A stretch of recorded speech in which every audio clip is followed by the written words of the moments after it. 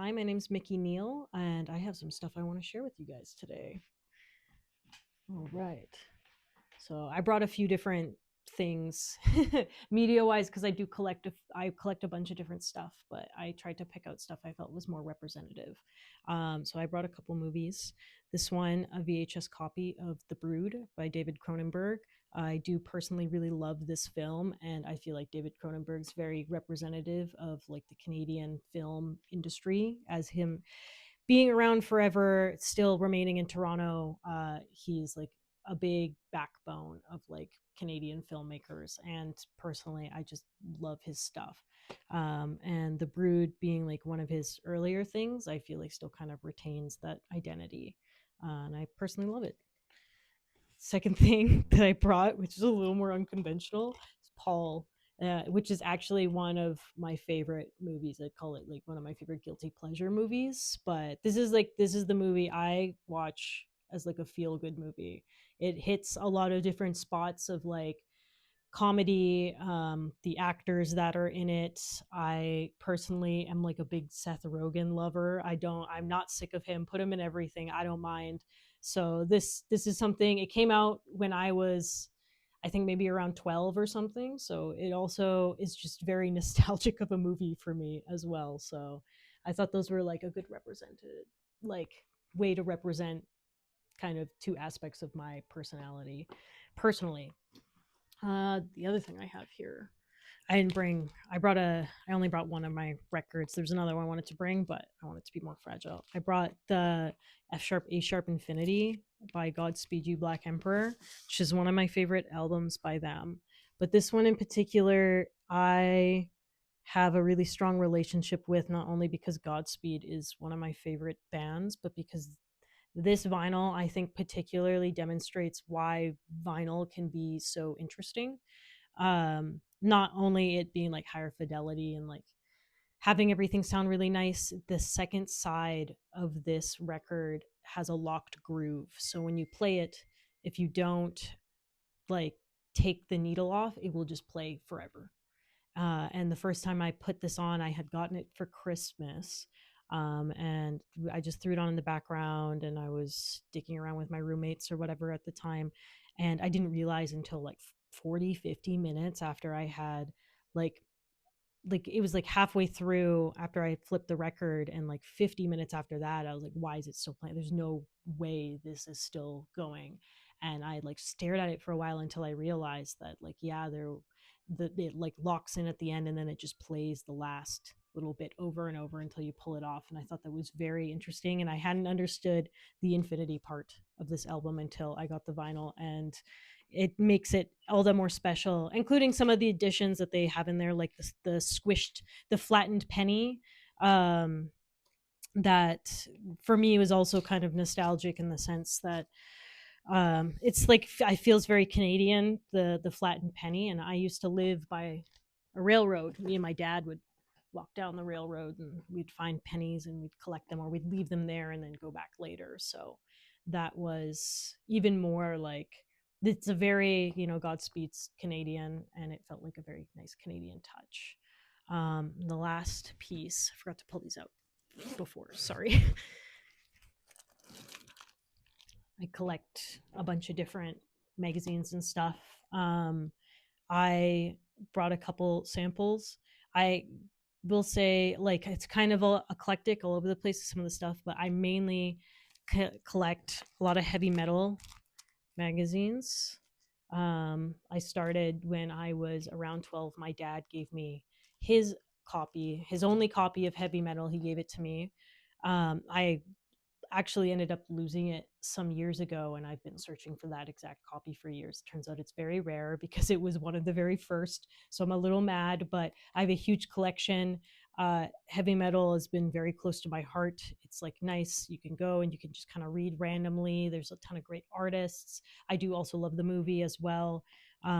So I always go out of my way to try and find like new editions. I also collect Playboy as well, but it's more incidental. The other like thing that I did bring for magazines is a kink magazine, because I do try and find like weird, interesting stuff, if I can, for like print as well. So on top of like zines and maybe more like local like artsy kind of stuff, I find kink magazines really interesting, especially in this kind of era where we're very dominated by sex in general and like things like porn and stuff online. It's interesting to see um, just how like not new any of it is really, and then just it kind of has its own um what's the word, like aesthetic to it as well. So it's hard to find, but if I can find it I will buy it. So some samples of my stuff. Very interesting question, because I do feel like a lot, especially nowadays, with how I guess what's the word I'm looking for? Like online culture has like cultivated itself, that there is a lot of people who are like finding like these little bits and pieces that maybe they otherwise wouldn't be exposed to offline or off the internet, given like the way that they were like brought up or what their upbringing was. But I feel like it's a little bit of a crossover the two. I had an interesting upbringing in the sense that me and like my younger sister, we were like I guess the would be more or less like second marriage kids. So I had a few older sisters who now are all in their 40s, and my dad is currently like in his like late 60s, where I felt like I was maybe, not that other people weren't, but like we were exposed to some of these um different media and stuff at the time. So we were like raised with certain things like a little bit more spread across like eras than I think maybe other people were, where like although we were raised and like have it very like ingrained in us like stuff that was going on in the early 2000s, we also had like our older sister who lived with us, who was kind of a product of the 90s, and then my dad who was very like fond of the 80s and stuff. So we were grew up with a lot of 80s music and movies from that era, and then like it kind of like trickles back a little bit, and I feel like in general that stuff is kind of spread through all types of like media and arts as well, where like all of those influences get string along, and so eventually like there's always like a little bit of that for everybody. But I found that I had an interesting fascination with, I guess, like more nostalgic or retro aesthetics, given the fact that like there is like this big connecting factor there, that you can kind of trace everything back, and I find it really fascinating, especially and like kind of like what we talked about before, like film being such a young medium in itself, this technological advancement and like how it's kind of influenced everything, and how quickly everything has like really influenced each other, and how that goes along and like to get to where we are today, and how that like morphs and amalgamates and stuff like that. I feel it's like a way to kind of like appreciate those things that have like gone back before us, where before it was incidental. Like you see, um, like me aside, there's a lot of people who do like these. They lean into the aesthetics of like old straight to VHS videos and stuff like that, or people who are like, I see a lot of photographers who are trying to like emulate like photo shoots and stuff from like the early 2000s. And I think that's a whole other conversation of like the era of nostalgia and what that brings for us. And I think really when you look at it, there every decade has their own era of nostalgia. I remember in the 2010s it was a lot of like the 90s, and like in the early 2000s it was the 80s, and in the 80s it was the 50s, and it constantly, and all of the styles of those eras too, and like when you look at clothing specifically too, are influenced by those eras that people are nostalgic for. So I feel like it's only kind of natural that us being now, like being where we are now, is going to be influenced by those things. And because we now have the internet and social media, we get way more of a broad context. It's not just people who are growing up in those eras. And that's why we we had a big movement of like, early 2000s aesthetics coming back, because there a lot of us were raised in the early 2000s. But we have the internet where we have a broad range of stuff where people can talk to, in like a database of things to pick and pull from and pull into our art. So for me, it's like kind of this homage to all these different eras of art that were like beautiful in its own sense, while also kind of being able to take it and like make it be new, while also having it like, I don't know, be its own like, what's the word, thing, like become its own thing within itself now, like morph into its own identity through these old identities. So it's like, I guess I see it as forming my own identity through like a Xerox of a Xerox, more or less.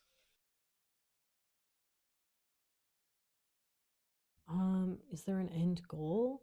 I don't think that there is really like an end goal with art, like in general. And I feel like for me, outside of film, like it is just kind of like experimenting with the kind of things that I want to tell, and finding like what kind of messages I want to get across to tell my own story, because I feel like that is more or less what anyone's doing with art.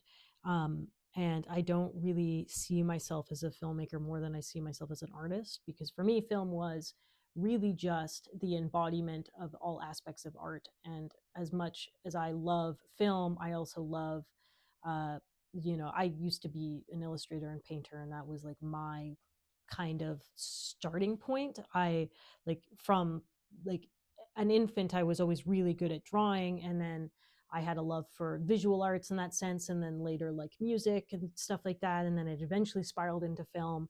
So film just felt like the natural place to go with like, how do I embody these like big worlds that I have and like tell my stories like very real. And then there's this other aspect of it being like as close as we could get to like really kind of dreaming, I guess, and embodying dreams as well. So there, it's more like, or less like, how am I able to like express these like feelings that are very ethereal and like not like really easy to express. And although all different aspects of art can like kind of embody that in a different degree, it's like kind of trying to pull into this very rich inner world that I know I have within myself, that I feel like film is really like the best way I can express it. So I guess my hope for like what I make in the future is, how can I like completely and fully um like find my voice and like tell these stories that are like meaningful not only to me but to other people, um while also like having it be not like vapid, I guess, like experimenting with different aspects, and that's in that to like really show like these are all the parts of myself that come together to make these very like this, rich inner world of myself, that like I want to be able to put out there and like have people fully experience, um, in, I guess, all facets of like how I feel and who I think I am. Where like it's not just the story, it's also the visuals, it's also the format, it's also the music and the audio, and like what's said and what's unsaid, and like how that comes across, because that's how it is in day-to-day life. All of those things make up like my world and anybody else's world. So trying to like find the best way to do that to tell a story, will probably be like an ongoing process for the rest of my life. Oh, absolutely. I mean, and like I said in my previous question, I was like a visual artist. Not that filmmaking also isn't visual, but I was specifically like an illustrator and painter before I was ever in filmmaking. And like, for years before I even found my love in filmmaking. And I feel like I do draw in all those different like aesthetics and the things that resonate with me in other mediums to bring in to like what I love about filmmaking now. And all of it's important. You can't just watch films and get your inspiration from film. You need to be able to draw in other things, even outside of art. Like I find a lot of inspiration in like architecture and the uh different kind of stuff out that you wouldn't really see as artistic. I'm also an athlete. I feel like I find a lot of inspiration in how I operate in the athletic capacity, and like what that means to me, and maybe like some of my stylistic influences as well. And all of that helps form my identity a little bit more. And yeah, of course, I'd love to do, and I do try to do things outside of film. Like I've been doing graphic design and stuff for FAPA the last like month or so here, but I will do a lot of my own visual arts. I still sketch all the time. I want to be able to do paint. I haven't painted in a while, but I would, and I would like to do some more painting as well. I maybe at some point would like to like dip my toe into theater, although that's probably like the one area that I'm least familiar. And then music, I used to do a little bit of that. I used to do noise music. I have the plan to do it. Photography is something I like to do kind of casually. I'd like to learn a little more in depthly because it does kind of go hand in hand with film.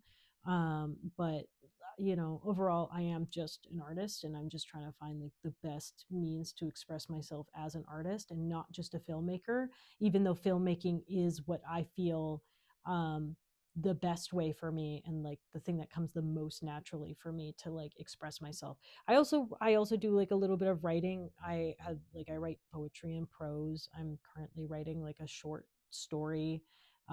So, and sometimes there's just things that like you feel you have an idea for, and it's just like best done in a certain like medium or format. And some of those ideas, it's just like it's really cool, but I have an idea for a picture, so I might as well draw it and experiment it with that way. And if it inspires something else within my filmmaking, then all the better.